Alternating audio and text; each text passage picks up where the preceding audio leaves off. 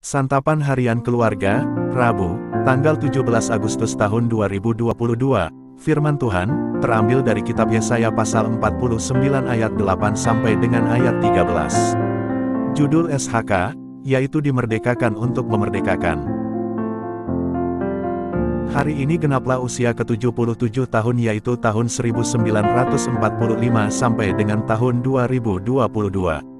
Negara Indonesia yang kita cintai. Kita mensyukurinya sebagai kemurahan Tuhan Sang Pemilik negara ini. GPM melalui LPJ menetapkan tema Hari Ulang Tahun Republik Indonesia, mensyukuri kebaikan Tuhan yang membebaskan. Tema ini menegaskan bahwa kemerdekaan yang diperoleh negara ini hanya karena kebaikan Tuhan semata. Pesan lain tema ini adalah, kehidupan di negara yang merdeka haruslah berlangsung dalam kepastian bahwa hak-hak hidup orang banyak menjadi terjamin.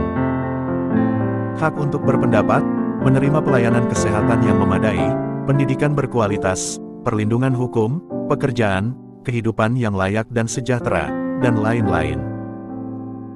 Sayangnya, di usia bangsa yang ke-77 tahun ini masih kedapatan praktek ketidakadilan, suap, korupsi, penyalahgunaan kuasa, bahkan kenaikan harga-harga barang yang memberatkan kehidupan masyarakat. Karena itu, mari kita berefleksi berdasarkan kitab Yesaya pasal 49 ayat 8 sampai dengan ayat 13. Bagian ini termasuk kitab Yesaya yang kedua, Deutero Yesaya, mengisahkan tentang kehidupan bangsa Israel di Babel sebagai tawanan.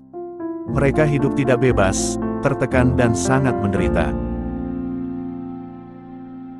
Nabi Yesaya berpesan bahwa Tuhan akan menjawab, menolong dan membebaskan bangsa Israel dari pembuangan Babel dengan membawa mereka pulang kembali ke Yerusalem, tanah pusaka mereka. Ayat 8, memberikan kebebasan dan menyediakan makanan bagi kebutuhan mereka. Ayat 9, sehingga mereka tidak akan mati kelaparan melainkan berkelebihan supaya mereka menjadi berkat bagi bangsa-bangsa lain.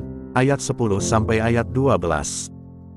Waktunya pasti tiba dan mereka akan memuji-muji Tuhan sebagai penyelamat dan pembebas mereka yang kekal. Ayat 13.